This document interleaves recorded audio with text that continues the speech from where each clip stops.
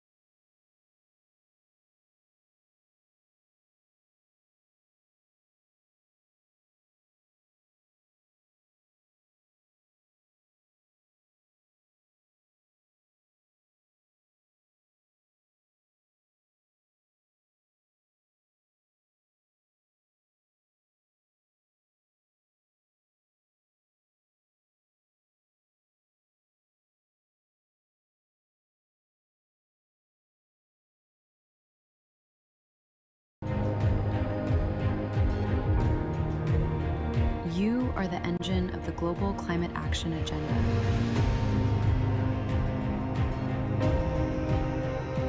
Global coalitions turning impactful solutions into reality, with clear timelines for investment and progress.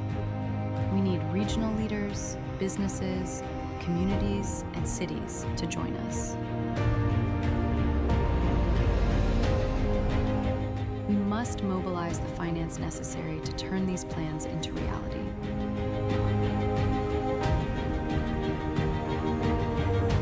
To help us move faster, topple barriers, and drive action towards COP31, momentum requires everyone.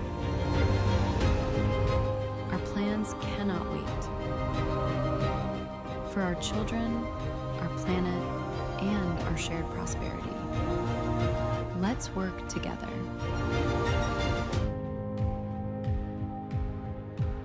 Welcome to the era of implementation.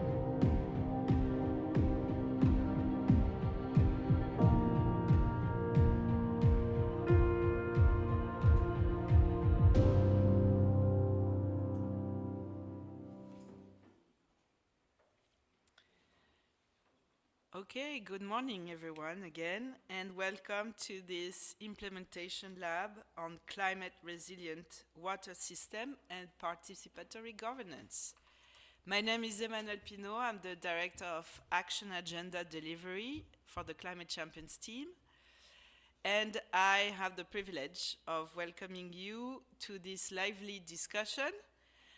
We are going to have a panel discussion to start, and then 3 different breakout discussions that will explore the different aspects of strengthening climate resilient water systems and participatory governance.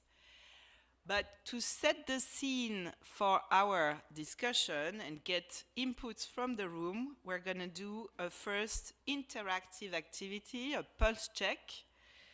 So I'm going to invite you to scan a QR code that will appear here on the screen with your phones. That will lead you to a Mentimeter platform, where you will see some questions.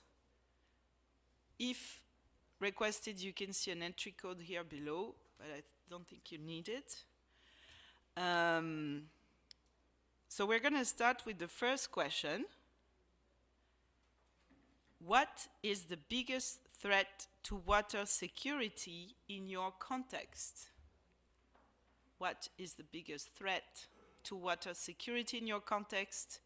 Please type your answer, and we will see the keywords appear here on the screen.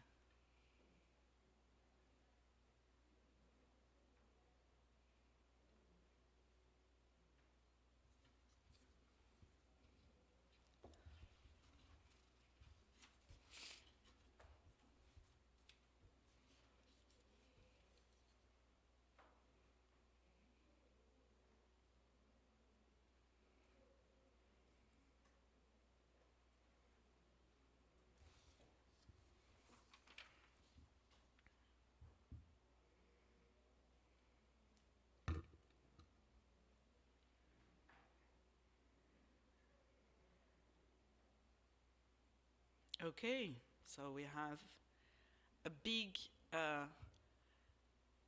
group of answers related to drought.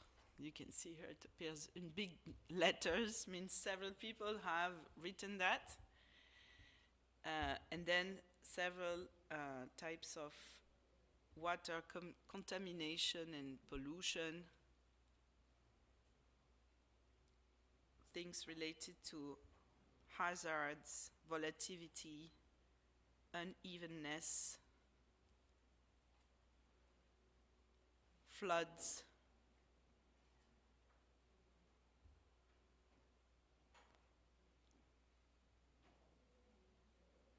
and again on the idea of pollution, wastewater from industry, contamination, green algae, etc. So let's move to the next question. Is water management in your context climate resilient? Why not, if not, and how? How is water management climate resilient in your context? And if it's not, why?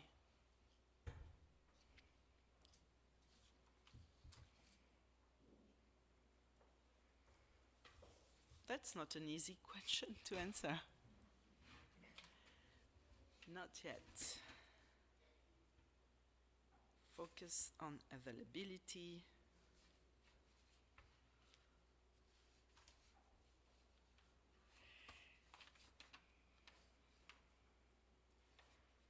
Poor infrastructure.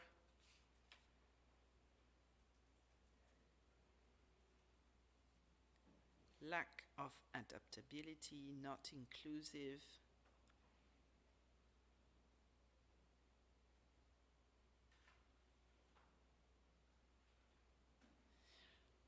I'm just interested perhaps for the person who have written focus on availability, if they want to explain what they mean here and if this is a yes or no for climate resilience.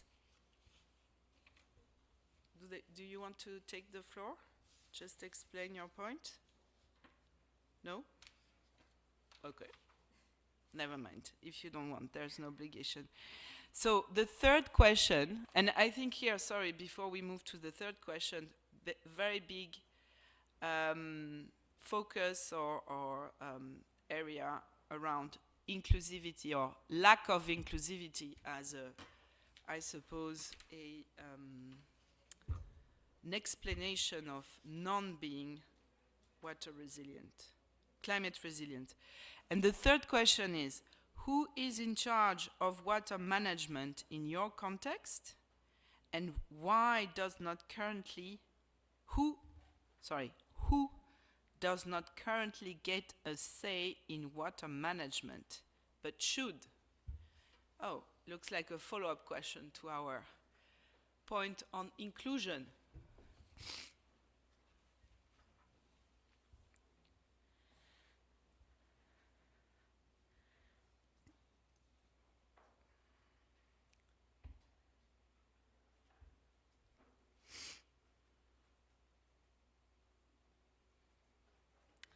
So it's fun because we have two questions in this, so we have to guess what's the answer to the first question and what is the answer to the second question. So I would say answer mostly to the first question, who is in charge of water management. A lot of answers are talking about government. Now, it would be nice to understand whether this is local government, subnational government, regional government, or national governments. I think in many contexts it's the local government that is in charge. And then probably others have identified business and the private sector in charge in some other context. And then who does not currently get a say in water management, but should? I would imagine people have answered local people, indigenous peoples, persons with disability, residents to this question. Do you agree? Trying to interpret the Mentimeter here. Okay, thank you everybody. I think it's been a great, fun introduction to our topic. And we're going to get deeper into all these questions now that really kind of summarize in a fun way the challenges and the areas where we need more progress or what we're going to discuss now. So to do this, we are going to have a panel discussion with 4 great women. 2 of them are here with us today, and 2 of them are online. So let me welcome our panelists. We have Mrs. Gabriela Atunes. She's from the Brazil's Ministry of Integration and Regional Development, and she's unfortunately not with us today, but she is online. Hi, Gabriela, if you can hear us. Then we have Mrs. Jie Shin here present from COICA, and she's Senior Manager and Water Sector Specialist at K-Water, but also working with COICA. Welcome and thank you. Then we have Julie Teng here present from UNDP, Technical Specialist on Adaptation Planning and SCALA Global Coordinator. Welcome, Julie. Thank you for joining us. And finally, Deborah Tan, Director and Head at CWR, who's connected online from Hong Kong, is it?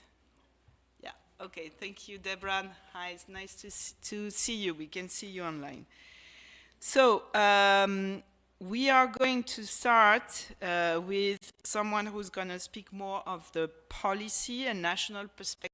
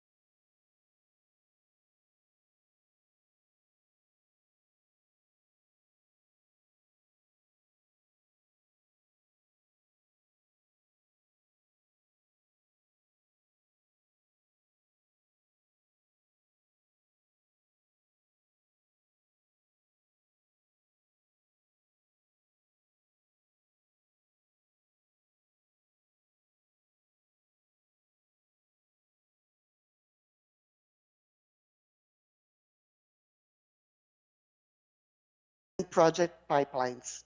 This creates an opportunity not only to exchange experience on what works, I mean, our strengths, but also to jointly address common bottlenecks and co-develop solutions. So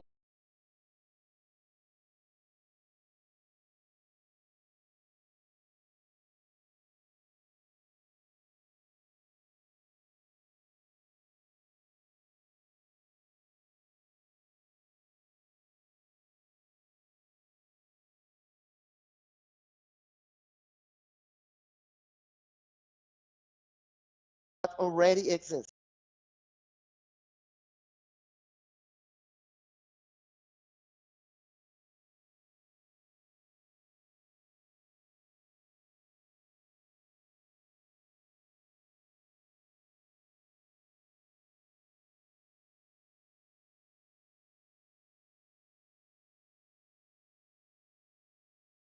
And promoting exchange at the base.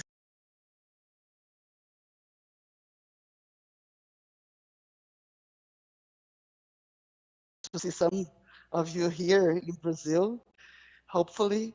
And third, we are structuring implementation throughout what we call the water pathway towards the UN Water Conference. This is essentially a consolidated calendar of events, setting an agenda of engagement, bringing together government, institutions, basing organizations, civil society, and other stakeholders to consolidate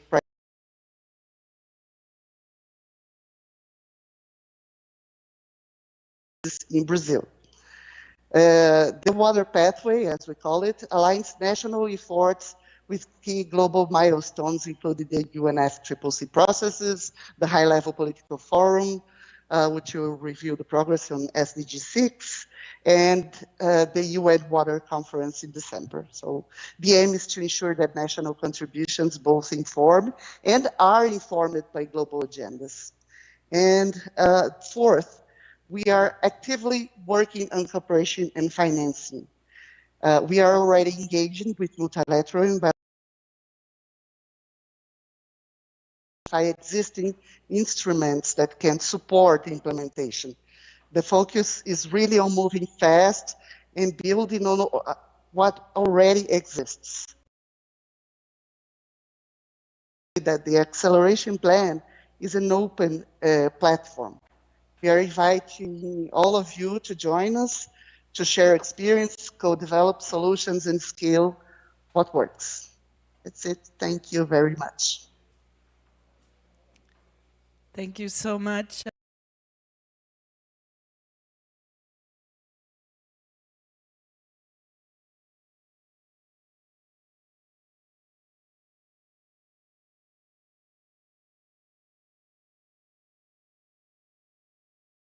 To really make the best use of it in this case, as we see you're really leveraging the international dimension of the plan and the potentiality it has in terms of international cooperation to advance some very concrete political discussions around water governance and water management at home. I think that's a great example. So we're going to now move to our second panelist, whose turn is it? Sorry. Jie Shin. So Jie, please go make your way to the lectern there, and we will hear your contribution to that particular question. How do you integrate participatory governance in water management, capacity building, and data management?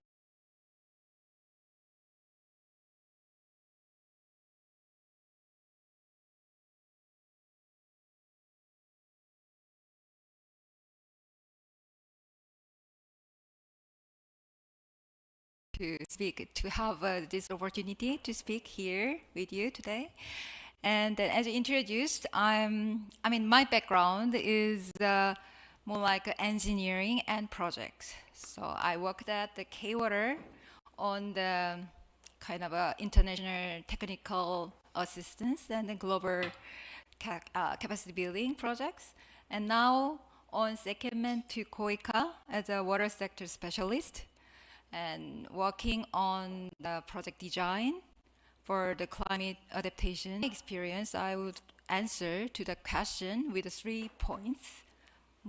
Focusing on especially the data and capacity building. So, first, climate resilience water system and management are designed to adapt, function, and recover under changing condition. I'd like to highlight that. We already talked Mentimeters, but why I highlight this is a conventional water system is designed to operate stably, efficiently under the expected condition, fixed scenario. But climate change making those assumptions less reliable. So we now see the cases where the infrastructure are designed to cover the 200-year event, but we see they may still not are valid, workable. But at the same time, it is not practical or cost efficient to keep raising the design criteria everywhere.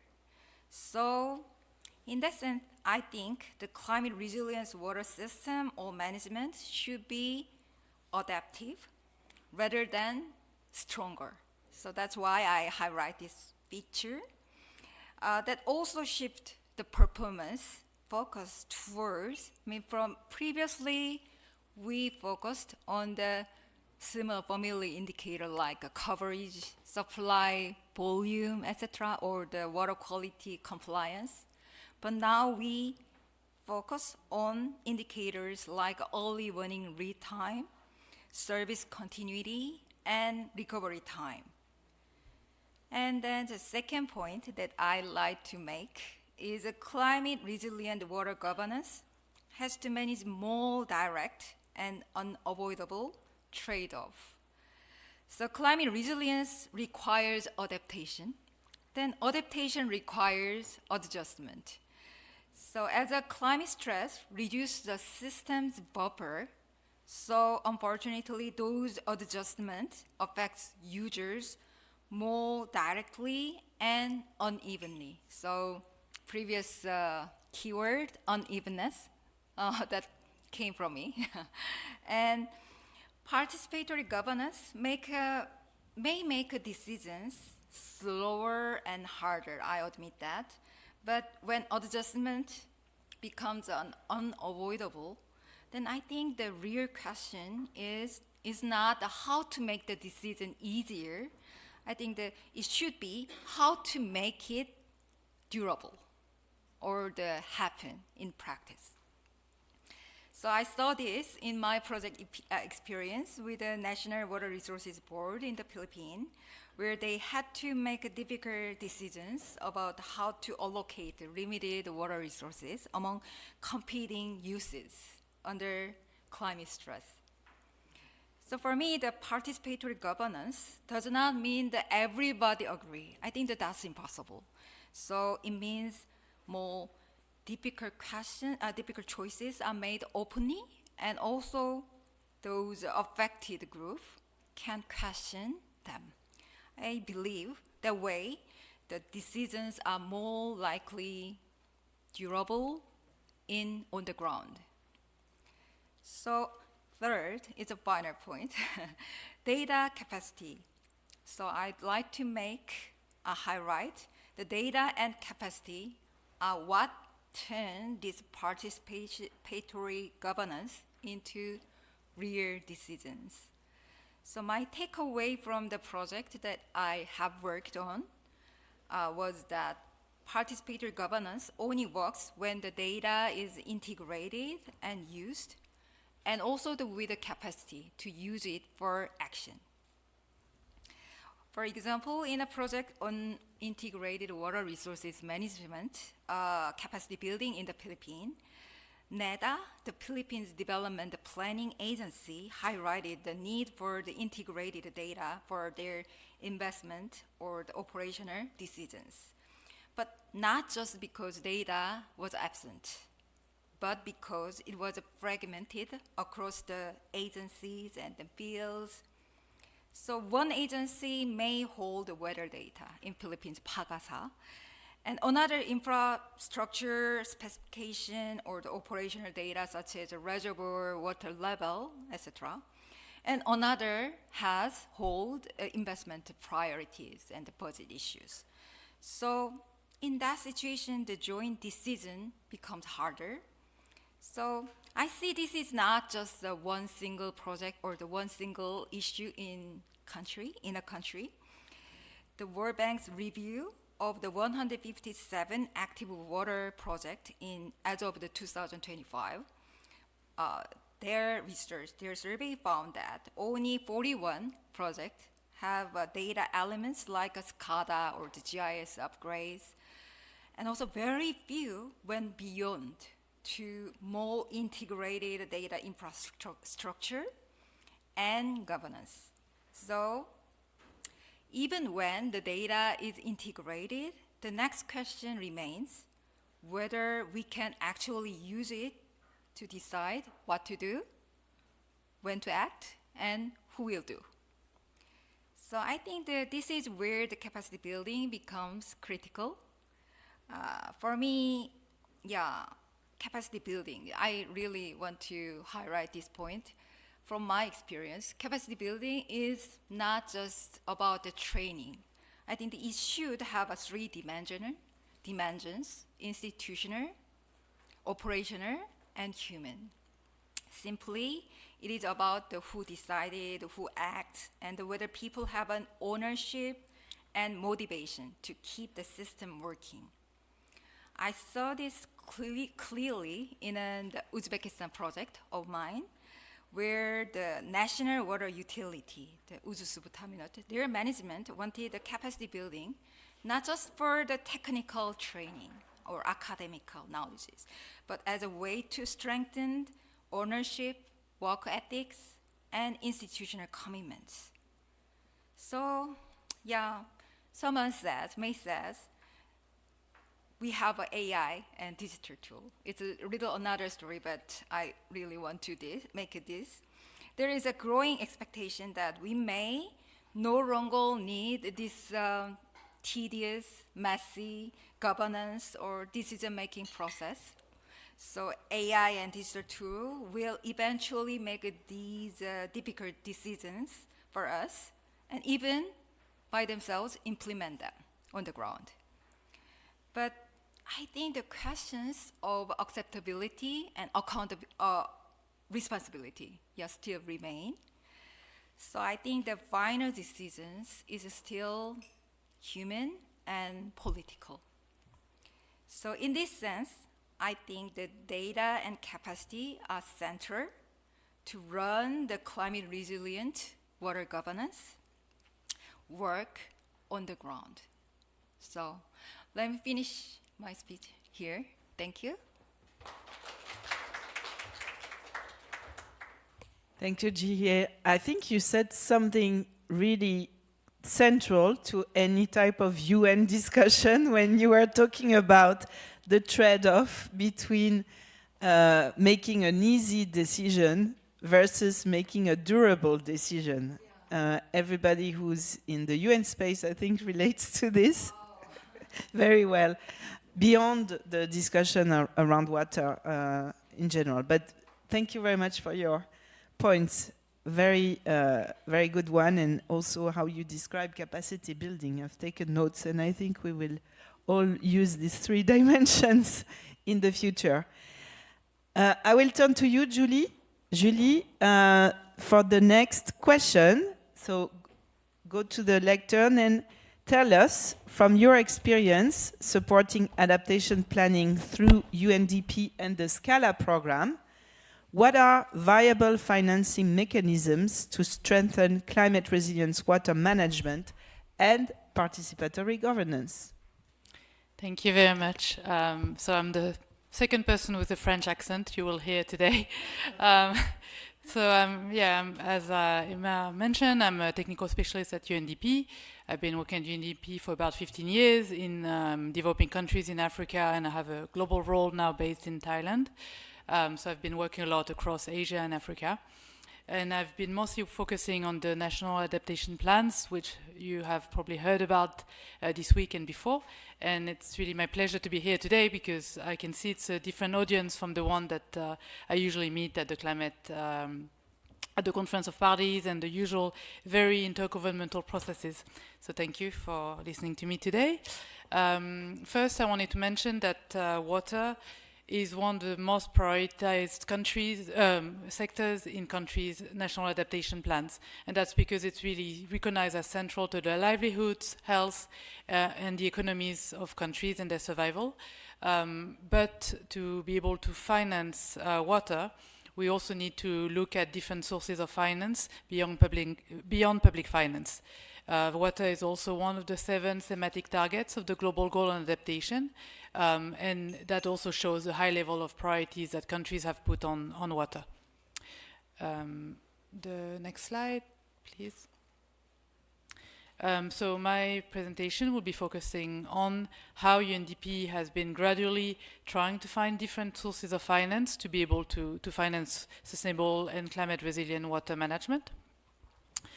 So the more traditional way to do it was really through public finance, and it's also the way that my organization UNDP had been traditionally working with international public finance, but also with domestic public finance, because water is seen as a public good.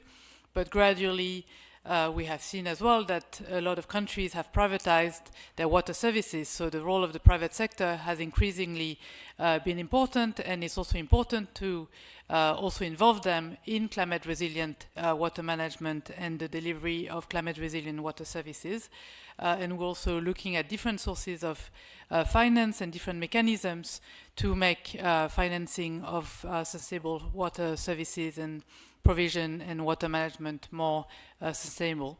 I'll give a couple of examples of countries in our portfolio to make it a bit more concrete. So next slide, please. So one of the new projects that we got approved, and we're very proud of this project, is in Southern Africa. It's going to work in Zambia, Eswatini, and Zimbabwe, countries very far from Korea. And it's really been recently approved by the Adaptation Fund this month. It's going to be a $30 million project. And the way its main objective is ecosystem-based adaptation and using nature-based solutions to strengthen watershed management. But the point that I wanted to highlight more in this project is how we have designed an innovative financing mechanism, which may not be innovative for others, but I think for the UN system, it's actually quite innovative, designing something we call the Catchment Investment Program. And the innovative part of this program is that we're not looking at isolated ways of financing. We're having this one program that has different types of financing mechanism depending on the user, depending on the needs, and depending on the actors that would require this financing. So within this program, there are 3 main ways of financing. One is grants, that's the more traditional way, and those grants can go to local communities that can't benefit from loans, and that and it's for them to really be able to build their capacities to manage the catchments a bit better. Another mechanism is to allow for concessional loans, and that would be more for small businesses to be able to develop practices and adopt climate resilient watershed management practices. And another one is also working on payment for ecosystems. So it's a way of making the downstream users pay for the upstream communities to be able to manage the watershed a bit better and compensate them for this. And so through this, we're really looking into using the $30 million from the Adaptation Fund in a way that really sustain the management of this catchment and these watersheds in a sustainable manner, and can generate income and can generate practices that will be living beyond the life of this project. Another example that I wanted to highlight, next slide please, It's in Bhutan, so it's working in 3 cities of Bhutan, and it has the 3 components that are highlighted here around governance, which is something we've been talking a lot about today, protecting catchment in the river basin around those 3 cities, and also to build the adaptive capacities of water infrastructure, because Bhutan is very sensitive to the climate impacts on water. And there's a 4th component which we think is really important on knowledge management, and that's also how we build the sustainability of the projects, to make sure that we learn from the experience of these projects and we feed those back into the way that we manage the projects. And in this case, in terms of financing, we're looking at supporting the communities and the governments in introducing water tariffs, and those water tariffs are feeding back into the national tariff guidelines. We're also testing public-private partnerships between the municipalities, private sector actors, and water users in terms of water utility services. And we're also piloting payment for ecosystem services, similarly to what I mentioned before, and it's for downstream users compensating upstream users and fostering better practices. And all those mechanisms together, again, it's a package of, and looking at different financing mechanisms depending on the different actors. They're supposed to foster sustainable investment in governance, as well, to make it financially viable and to make sure that this is not just externally imposed, but that the local communities are also involved. We're working with river basin communities. We're also working with water user associations. So yeah, this is it for my presentation. Thank you very much, Julie. I really love your systems-wide approach to water management. I think you've mentioned how you, in all your projects, you include different types of stakeholders, including upstream communities and downstream users. It's a very good approach, I think. Thank you. So we're here from Deborah Tan, who's joining us virtually from Hong Kong. Deborah, are you with us? Yes. Hello. Hi. Yeah. So my question to you is, from your work on water risk and governance, how do you embed water risk in finance? Right. Thank you for that question, and it's great to be here amongst all these amazing women who work in the water space. But I must fully confess that I don't come from the water space. I was an ex-banker. So I'm kind of quite relieved, but also quite sad that in the earlier question that nobody put finance on the list of questions on water or security or any of the water management issues. So because that's what we've been trying to do, to motivate finance and business to participate in the water discussion beyond health and sanitation. I think when we think about water and investing in water, we just think about the water sector. So we've been working on how do we sort of link other sectors to water, because we know that the value of water in these other sectors is not just the price of water. If they don't get water, say in semiconductors, they're not going to make any chips, right? And so on and so forth. So we started off our life as embedding water risk in finance, so that if they understand the risk, then they would act to mitigate this risk. And by being adaptive, like the lady from Korea said, I totally agree that we need to be a more adaptive rather than set a stronger, I think things are changing so fast that it's very difficult to sort of set business strategies for that. Also, as Gabrielle sort of said, water is an easy way to sort of make climate change real. So unfortunately, not like carbon, water is used differently by each sector. So when we started our journey to embed water risk, we worked with banks by sector to explain how water would be a risk by different sectors. So like in dirty, thirsty fashion, water and coal mining and so forth. And actually, after explaining all those things, we actually also managed to get investment managers to sell down on their coal portfolio because of a water risk. So they had wanted to do it because of climate change risks or carbon risks, but they couldn't manage to push it through, but when you put a tangible risk in front of them, they actually activated they were able to activate the sell down of those coal stocks. It's also talking about pollution, such as rare earths and so on. So in our life, we started off focusing on China. So CWR actually stood for China Water Risk in the beginning, when we tried to unpack China's water risk to explain to the world. But what we wanted to do was effect a global change in finance. And so we would look at this from a macro perspective and a micro perspective. So what would the impact on a company be? And so a lot of the valuation methodologies that you see today to value climate risk or physical water risks at an asset level, we came up with those strategies together with investors back in 2016. And today, I think they're recommended reading for all sorts of disclosures and so on, which we also helped curate. But interestingly, in the financial disclosures on water issues, we do not see a lot of water practitioners there at all. And that's strange. And so I feel that there's a disconnect between the water people and also business and finance. Because there's so many things that we can use finance to be more participatory in shoring up water security. So I'll give you an example. On a macro front, we're trying to sort of, water security or shoring up resilience on water security, and ensure water security would be much better if we had money. It's much easier to tie it to water. It's much easier to handle water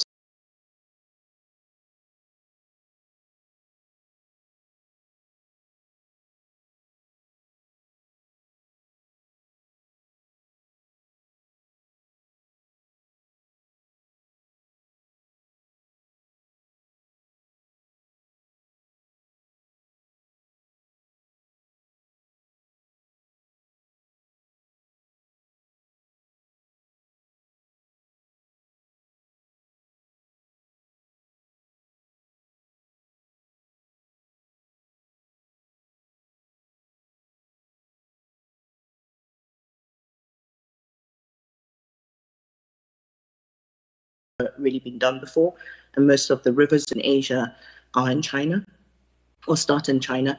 And for 10 rivers, we looked at the economies of 10 rivers, and 1.8 billion people live there. Today, it's 2 billion. So half the population of the US between 2018 and 2025 have moved into these river basins. And the river basins, which used to generate 4.3 trillion US dollars of GDP back in 2018, now generate over 10 trillion US dollars of GDP. So when you sort of say to people, do you want to invest in rivers? They're like, is it about water? Yeah, no, we need to protect the rivers because we've got 10 trillion US dollars of GDP at risk. And people are more inclined to sort of think about that. A lot of this growth is driven by China. So China in the last, in those years, 2018 to 2025, added about the economy of Japan in the Yangtze River, which now drives 38% of China's growth. But something like the Ganges is 44% of India's growth today, whereas it used to only be 33%. So these have sovereign risk implications also for countries to be able to borrow. So if you don't manage the river and you have 44% of your GDP generated from this river, then the ability for the Indian government to borrow would be hampered unless you adapt. Right. So we're trying to sort of make the sovereign risk links. So we're pleased to sort of say that after we wrote No Water, No Growth, one couple of global heads of credit rating agencies reached out to us and said, how do we calculate this risk today? And how do we factor it into the ability of the government to borrow? So that would focus the government on ensuring river basin, that the river basin is looked after. So we also did this for, and we didn't really talk about coastal threats. This is another blind spot that we think exists today. And that's fast rising seas. Because of the fast, rapid ice melt, seas are rising faster in the last 20 years than they've ever been. And this is going to be very devastating for Asia, which is the most vulnerable to sea level rise. Also will impact water resources because of saltwater intrusion for multiple coastal cities and so forth. And so here we also worked with investors to benchmark cities or key cities in Asia or key capitals across Asia to sort of rank them for exposure, and also to factor in some kind of adaptive process in there, so your risk levels changes. Because we were approached by investors to say, we understand that, say, both Jakarta, Bangkok, and Manila are sinking, but which one is sinking more, because we want to start shifting capital and so forth. So the shift of capital, pressure from banks, will also push governments to act more or build better, more adaptive infrastructure and so forth. And also bring financing, because that's also key, and innovate financing solutions. So this is kind of what we've been doing. The problem that I want to sort of leave on the table for everyone to sort of think about is water itself is fragmented. And so we approach water resilience in a fragmented fashion. So we have a river, we have ice, we have oceans, and these are all separately discussed even in the UN FCC process, in the IPCC reports and so forth. But with rising climate risk, this is all going to sort of like merge. And I haven't even started talking about the acute risks, because I think that's more, that's better understood. Those are the bigger things like drought and so on and so forth, floods on the previous discussion, on the previous Mentimeter discussions. So we have come far, but we're still trying to sort of look for holistic action, tying the rivers from mountains to oceans and the coastal threats felt at the deltas. But at the same time, we would love to start a conversation on the cryosphere, because nobody is in Antarctica, or hardly anyone is in Greenland. We don't really notice that their melting ice sheets is basically going to make weather worse, and as well as cause faster sea level rise. Yeah, I'll stop there. Thank you very much, Deborah. What a rich intervention. I just want to make a few comments based on what you just said. So when we did the Mentimeter at the beginning, we had business mentioned in that question where we are asking people who is managing water and who should be included and who is not. And we weren't sure what business in which category it was. So I think effectively for numerous people experiencing in their community, water is a private business, right? And is managed by private. So there is clearly an engagement of business and the private sector in water management. But what you're telling us is that we should include them a lot more in participatory governance, and not only the private sector as business, but also the financial sector in particular.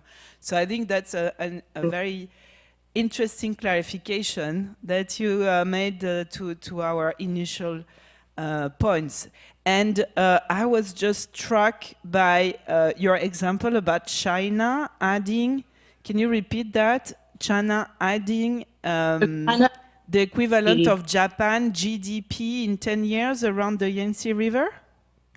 Yeah, in the Yangtze River basin alone. And they did this on less water, 5 billion meters cubed of less water. So that's like 5 times the freshwater use of Hong Kong.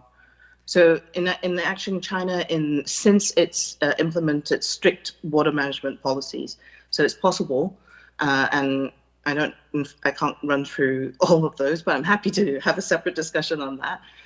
But what they've managed to do is grow their GDP since 2012 by 6 over times of Australia's GDP, but they've actually used less water than 1.4 times Australia's water use. So they've actually managed to now decouple water use and economic growth, which means this is is an essential set of policies that people can copy and paste as they wish. And this is especially important in an era of changing climate and growing water insecurity, to use less water and still be able to grow. Yeah. And they're also for more water savings in the future by setting further policies in the 15th five-year plan. If you go to our website, we've published a paper on that. And you could sort of see that they're trying to also build a new water savings industry. So similar to how they built the electric cars and new BYD industries and so on, they want it to be about $1 trillion savings industry pushed by the private sector. So that's separate from the government spending on water infrastructure for resilience. Excellent. Can you remind us what your website is? Because I'm sure several people here, including myself, will go and look for these papers. Thank you. It's cwrrr.org. So the C, if you come in today, could stand for climate or corporates or China. And the R, we put 3 R's there for risk, resilience, and rethink. And it really depends on which part of the journey you're at. So cwrrr.org. cwrrr.org. Mm-hmm. Thank you.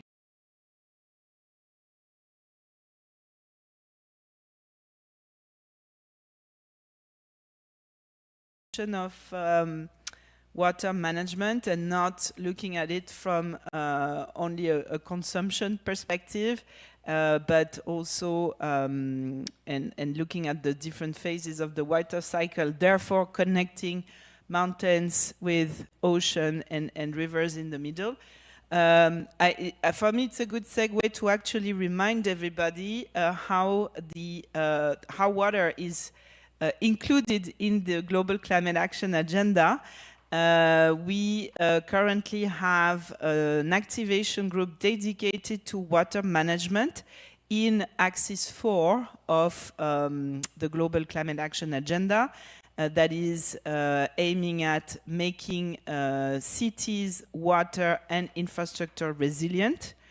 So it's more from effectively a city urban perspective and looking at how people actually use water, but we also have a very strong water work under Axis 2 related, which is aiming at stewarding forest, biodiversity and oceans.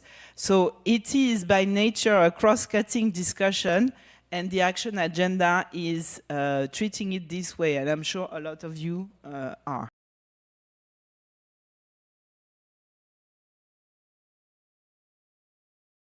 Discussion.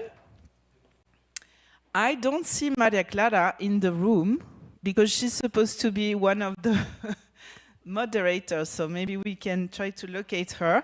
But we're going to split the room in 3 breakout groups. One group will work on financing participatory governance. Julie, you're going to be leading on that group. The guiding questions you're going to discuss with your groups are: what are good examples of water fund, results-based mechanisms, and blended finance? You already gave a few clues in your presentation. What unlocks sustained investment in governance rather than just infrastructure, and what can enable institutional buying and long-term commitment? So if you're interested in that topic and want to discuss it and give input to that, please join group 1 with Julie. Maybe you can already sit somewhere. The second group will be led by Maria Clara, here present from Brazil.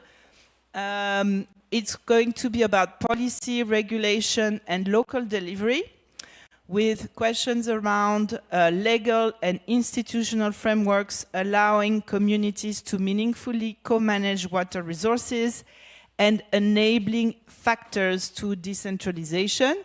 So if you want to contribute to that particular discussion, please go and sit in the table where Maria Clara is. And the third group will be about data, tools, and technology. We're going to have Chihye leading it. Perhaps, Chihye, you can move towards a bit more the end of the room. The questions will be about who owns trustworthy. How does it feed into decision making? What makes citizen science, real-time monitoring, and participatory platforms data governance work? How can they be scaled? And how to share data between institutions? Very tough program of discussion. We see how much you're able to cover here. So please pick a table perhaps towards the end. I'll invite participants to move and join our breakout moderator in their tables to discuss this. And we're going to dedicate 30 minutes to this discussion.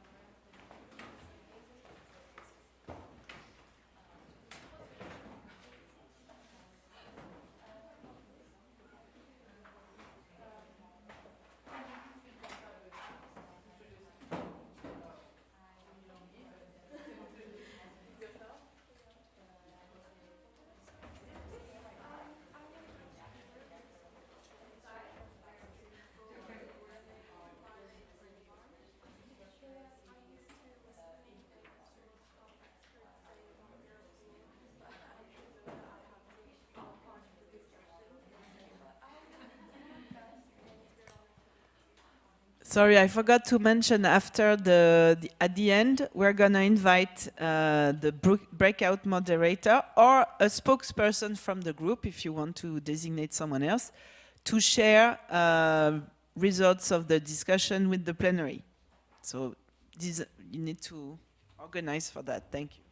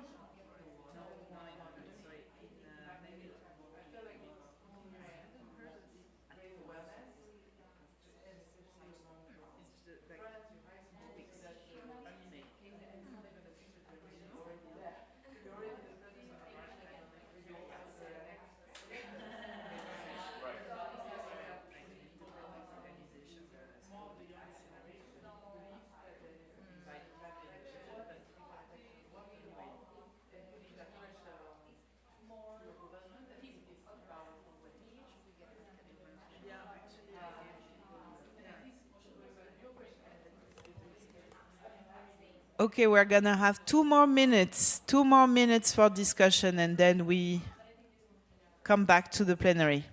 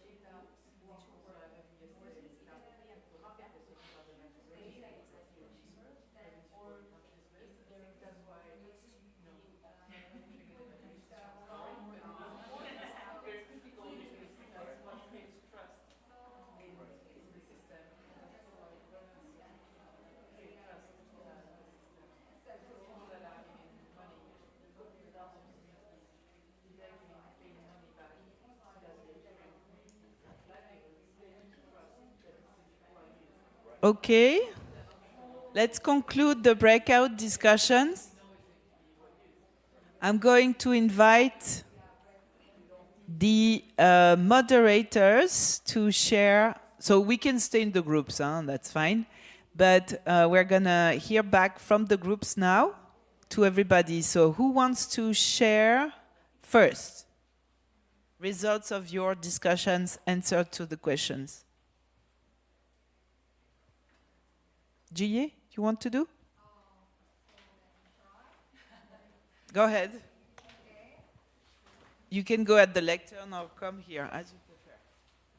Or we can circulate.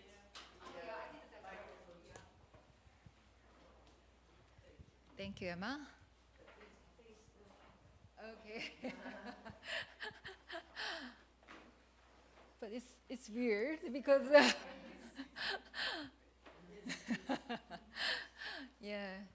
yeah, I'm asked to face the camera, but you are here, so let me send on the floor. So our groups discuss about the data and technologies and some hurdles that we met in projects in the developing countries. So also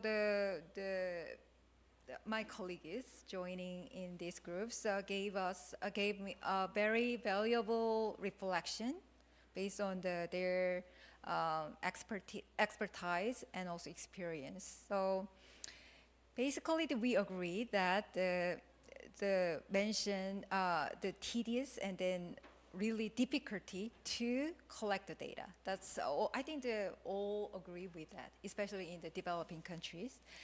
And then if we narrow down this issue into, then she mentioned that we have to collect data through the individual survey or the fragmented, by the separate groups of NGOs or project teams. So it's all divided and fragmented. So if I made the wrong, then please feel free to interrupt. And also another point is data credibility. Yeah, we hardly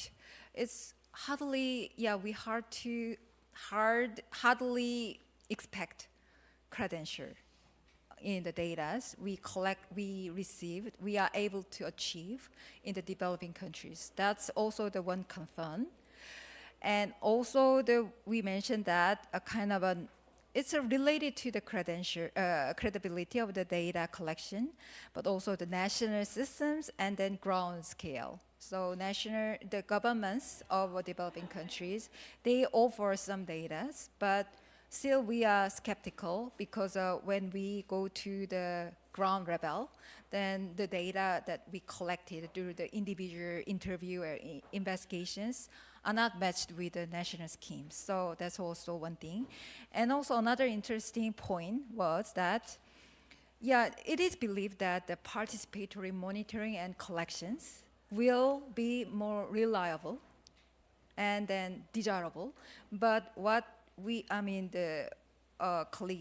colleagues elaborate is that the reality betrayed to this belief. So participatory monitoring by the many groups are not always neutral because there are many interests conflicting to each other, and also the lack of knowledge from the general public. So it may be better to be done with a small group of experts. So that's also the reality. And then the last point, sorry, too lengthy, and also to mention that there is a small gaps, even if those issues are resolved, but there are small gaps. For example, even the name of a parameter is not matched. In practical, each parameters implies the same content, but because it has a different name, then we are not able to integrate them. It has a different digits or the format. for water quality data, some parameter requires 0.000, but the others requires 0.0, 0.00. So that's small gaps are there. Even in Korea, we have developed systems in terms of data. So how we adapt. So the final question is, are we? We believe that the AI-driven solutions can solve this issue and then will become the norm very soon. But real question is, are we ready for this AI-driven solution? Because AI-driven solution needs and workable after those small gaps are closed. Otherwise, AI-driven solution produce the wrong and mistranslated results. So that was our discussion. So Thank you so much, Jie. Very good discussion, and you had a large group too. So we're gonna invite Julie to share in 2 minutes, please, results of financing discussion. Thank you. I'll try to be brief because standing between you and lunch, and my own lunch as well. So we had a small group, but it was interesting because we had one high school student, one representative from the private sector, and one representative from NGO, and then 2 UN people. So we had very interesting different perspectives. We didn't fully answer the questions, but actually I'll start with the last one on long-term commitment and institutional buy-in, because we had a question from our high school student about what high school students could do. And there are, of course, individual actions that they can take, but actually what we thought was really powerful is that they are the present, but also the future generation, and they have a powerful voice that can be quite emotional and that can move decision makers. So we're saying that one key action they can do is continue raising awareness, but they're also the next generation of voters. So it's also, as in the very beginning, we had this Mentimeter showing that government came up as the key actor, that this political pressure that this new generation can put is very key in fostering that long-term buy-in and long-term governance. We were talking about also in terms of finance, how public-private partnership, blended finance has been discussed in all the implementation labs, and it's a really recurring question. But like for every sector, what is important is to really map the different actors and the different roles that they can play, and the different role that different types of financing can play. So it's not that all actors get grants or all actors can access loans, or all this wouldn't make sense. So it's really about looking at how the limited public finance, public funding that exists, especially at the international level, how that can really be leveraged to increase investment by the private sector. And the private sector, if we want them to move beyond pure ESG, we really need to look at how they can make a profit and how public finance can de-risk private sector investment so that we can unlock this type of finance. In terms of financing, we're also discussing the proceeds of carbon credits, because one of our members has a carbon credit startup, and we know that some of the proceeds will have to go towards adaptation. So it's also a way of looking at how we can use these proceeds for adaptation projects, especially in the water sector, and also how